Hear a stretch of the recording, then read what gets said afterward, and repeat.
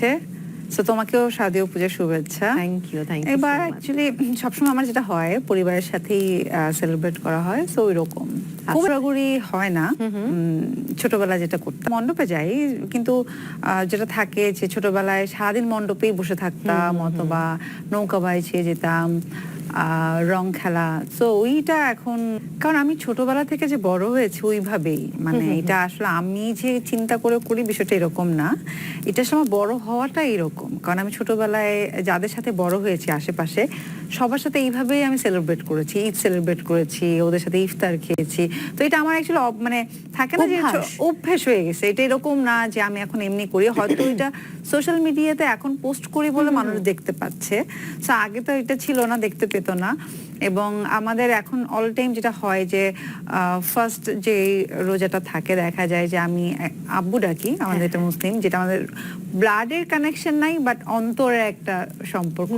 So আমি যখন first রোজা আব্বুর বাসাতেই, সেটা হচ্ছে আমি যখন এখানে মিরিতে ফার্স্ট আসি তখনই আসলে পরিচয় আব্বুদের সাথে।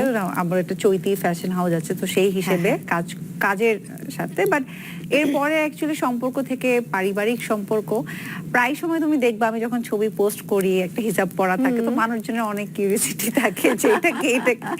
অনেক সময় বলে আমার শাশুড়ি অথবা শ্বশুর এরকম, বাট না, ওনাদেরকে আমি আমার মা বাবার পরে থাকে না যে আমি অলওয়েজ কোনো বিপদে পড়লেও যদি মনে হয় কোন মানুষটা আমার অলওয়েজ, কাকে ফোনটা দেব বিপদে পড়লে? আব্বু আম্মু। আমি অ্যাকচুয়ালি ভোলাতে যাদের বাসায় ভাড়া থাকতাম, মহসিন আঙ্কেল, তো উনি অ্যাকচুয়ালি আমার এই নামটা রেখেছেন। এটা সবসময় যে 30টা কাটা হয় বিষয়টা কিন্তু এইটা না, হয়তো ওই সময় হয়ে গেছে কাটা, কখনো কম বেশি মিলে। আমি দেখা যায় 100টা ছবি তুলি, তার মধ্যে থেকে আমি 10টা বাছাই করি, এবং সেই 10টায় আমি নিজে বসে বসে বাছাই করি যে যেন ঠিকঠাক থাকে সবকিছু। আগে থেকে জেনে রাখলে হয়তো আমি বলতে পারতাম, বাট মানে এদিক সেদিক হবে, একটু কাছাকাছি এরকমই হবে, বাট আমার মনে হয় যে এটা ব্লেসিং।